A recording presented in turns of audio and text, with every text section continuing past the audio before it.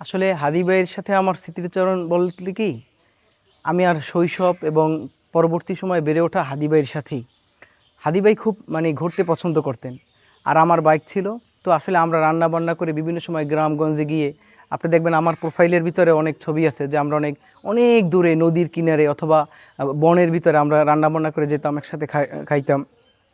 এবং বিশেষ করে আমার এই বিশ্ববিদ্যালয়ে চান্স পাওয়া এবং আমার পড়াশোনা সমস্ত ক্ষেত্রে তিনি আসলে আমার একজন গার্ডিয়ানের মতো ছিলেন। সো আসলে আমারও শৈশব বলতেই তার সাথে, এবং তিনি খেলাধুলা খুব আগ্রহী ছিলেন। তিনি যে একজন আজকের জাতির একজন শ্রেষ্ঠ সন্তান হিসেবে হয়েছেন, তিনি যে শুধুমাত্র পড়াশোনা করতেন শুধু তাই না, তিনি কিন্তু খেলাধুলার প্রতি তার কিন্তু অনেক আগ্রহ ছিল। তিনি ক্রিকেট ভালো খেলতেন, ফুটবল ভালো খেলতেন, এবং সবচেয়ে বেশি যে বিষয়টা প্যাথেটিক সেটা মনে হয় আর কখনো হবে না, সেটা হলো যে ঈদের আগে, কোরবানির আগে উনি বাড়ি আসতেন। তো আসলে আমরা সবাই মিলে তখন ইফতার করতাম নৌকায়, সুগন্ধ নদীতে ঘুরতাম, এবং ঈদের দিন রাতে। অর্থাৎ সে যেমন চঞ্চল তেমন মেধাবী, আবার একেবারে তিনি অন্যায়ের প্রতিবাদী খুব ছোট থেকেই। অনেকে আছে না যে আসলে দেখা যায় যে ২৪-এর আন্দোলনের পরবর্তী সে একজন প্রতিবাদী বিপ্লবী হচ্ছে, সেটা না। সে কিন্তু অনেক আগে থেকেই প্রতিবাদী, এবং এই প্রতিবাদীরা তার ব্লাডের সাথে জড়িত। কারণ আপনারা জানেন আমাদের নলসিটির যত অন্যায় অবিচার হতো তার বিরুদ্ধে একটা প্রতিবাদী কণ্ঠ ছিল তার বাবা হযরত মাওলানা আব্দুল হাদি হুজুর। তিনি এই আমাদের স্বনামধন্য শিক্ষা প্রতিষ্ঠান নলসিটি সিনিয়র ফাজিল মাদ্রাসার ভাইস প্রিন্সিপাল। ইনি তারই সন্তান। সুতরাং বলতে গেলে তার বাবার যে বিপ্লবী চেতনা এবং অন্যায়ের প্রতিবাদ করার যে মানসিকতা ছিল, সন্তান হিসেবে তিনি একজন যোগ্য সন্তান, এবং তার বাবার রিফ্লেকশন তার ভিতরে আছে। এই যে অসাধারণ এক সময় কাটিয়েছেন, এখন হাদি ভাইয়ের শেষ অলরেডি শেষ, তো কাজী নজরুল ইসলামের মতো বিখ্যাত মানুষের কবরের পাশে কবর হবে আপনার সহপাঠী বলি, বন্ধু বলি, বড় ভাই বলি, কেমন? আসলে আমি প্রথম চাইছিলাম যে তার কবরটা যেন নসিটিতে হোক, কিন্তু পরবর্তী চিন্তা করলাম যে হয়তোবা নসিটিতে হলে আমি তার কবরের পাশে যেয়ে দোয়া করতে পারবো, সবচেয়ে তাকে স্মরণ করতে পারবো। কিন্তু আমি দেখলাম ওসমান গনি তো আমাদের এলাকার মধ্যে সীমাবদ্ধ না, সে তো জাতির। এর জন্য যুগ যুগ ধরে মানুষের কাছে যেন তিনি অনুপ্রাণিত হয়ে থাকুক, মানুষের কাছে তিনি যেন আদর্শীয় হয়ে থাকুক। এর জন্য তার এমন জায়গায় দাফন করা উচিত যেখানে তাকে মানুষ স্মরণ করবে। হয় কি, অনেক প্রত্যন্ত অঞ্চলে হলে মানুষ হয়তো ভুলে যাবে, কিন্তু তার যদি একটি বিখ্যাত জায়গায় তার কবর হয়, তাহলে সেটা দেখে আমাদের দেশের ভবিষ্যৎ প্রজন্ম অনুপ্রাণিত হবে, এবং তাদের মধ্যে এক ধরনের বিপ্লবী চেতনার জন্ম হবে। হাদি ভাইয়ের কোন বিষয়টা এখন আপনার বেশি মনে পড়ছে একদম? আমার সাথে সবচেয়ে বেশি মনে করে, আমি আসলে সবসময় তার সাথে এলাকা থাকলে আমিই থাকতাম। তো আসলে সমস্ত কিছু খেলাধুলা, এক থেকে চলাফেরা, এবং দেখা যায় আমার ব্যক্তিগত জীবনের অনেক বিষয়, বিশেষ কিছু পরামর্শ ক্ষেত্রেও তিনি আমাকে সবসময় পরামর্শ দিতেন। আর তার ছোটোখাটো দুঃখ কষ্ট আমার সাথে শেয়ার করতেন, আমার দুঃখ কষ্ট তার সাথে শেয়ার করতাম। তো আসলে তার কোনো, আপনি যদি প্রশ্ন করেন তার কোন বিষয়টা আমার কাছে স্মরণীয়, আসলে কোনো একটা বিষয় স্মরণীয় না, তার সমস্ত জীবনই আমার কাছে স্মরণীয়। এই যে অনাকাঙ্ক্ষিত মৃত্যু, অপ্রত্যাশিত মৃত্যু যেটা ঘটেছে, আপনি একদম ক্লোজ বন্ধু আমরা জানি, আর আমার বড় ভাই, বন্ধু বড় না। ভাই বন্ধুর মতো চলেছে, হ্যাঁ হ্যাঁ, বন্ধুর মতো। সিনিয়র কিন্তু বন্ধু থাকে, বন্ধু থাকে, হ্যাঁ। সেই হিসেবে কি বলবেন আপনি? আমার একটা কথা হচ্ছিল এইটা, আমি হয়তো বা তাকে হারিয়েছি, কিন্তু আমি একটা জিনিস দেখছি, তাকে কেন্দ্র করে বাংলাদেশে ভবিষ্যৎ প্রজন্মের মধ্যে এক ধরনের চেতনা তৈরি হবে, যেটা বাংলাদেশি চেতনা তৈরি হবে, এবং তাদের মধ্যে একটা ওসমান গনির মতো একটা বিপ্লবী চেতনা অনেক হাজার হাজার তরুণ জন্মাবে।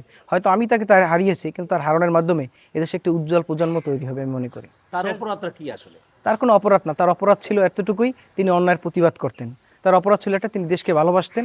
তার অপরাধ ছিল তিনি ন্যায়কে ন্যায়, অন্যায়কে অন্যায় করতেন। শেষ শেষ কি কথা হয়েছিল যদি? আমার সাথে শেষ কথা হয়েছে আজকের থেকে 25 থেকে 26 দিন আগে।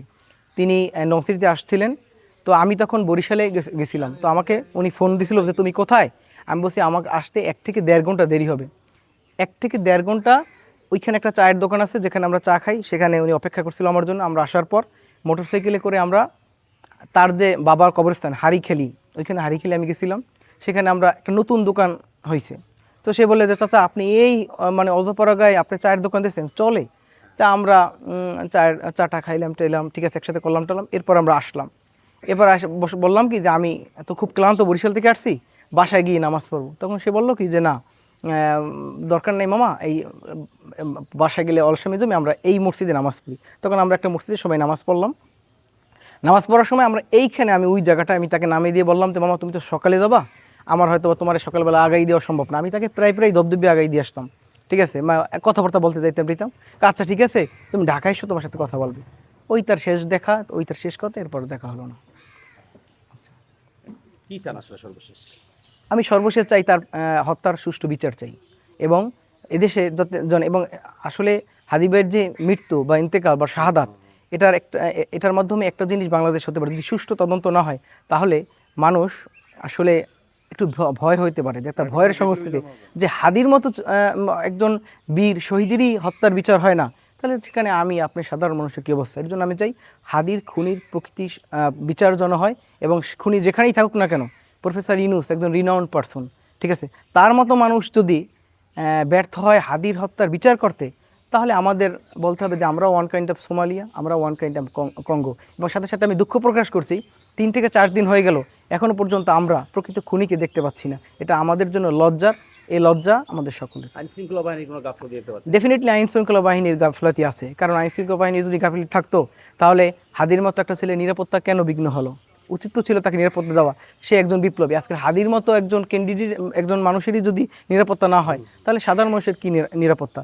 আইন শৃঙ্খলা বাহিনী ডেফিনেটলি একটা অবনতি আমরা লক্ষ্য করতে পারছি, এটা আর বলার অপেক্ষা রাখে না।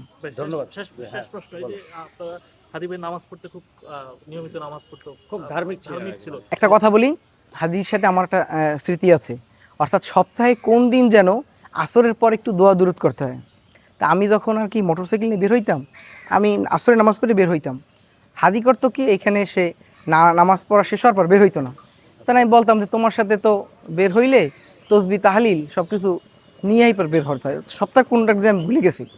তো এই হচ্ছে ওসমান গনি, অর্থাৎ সে কিন্তু যথেষ্ট পাঁচ ওয়াক্ত নামাজি ছিলেন, ঠিক আছে, ধার্মিকতা তার ভিতরে ছিল, কারণ তুই তো নেসারাবাদীর ছাত্র।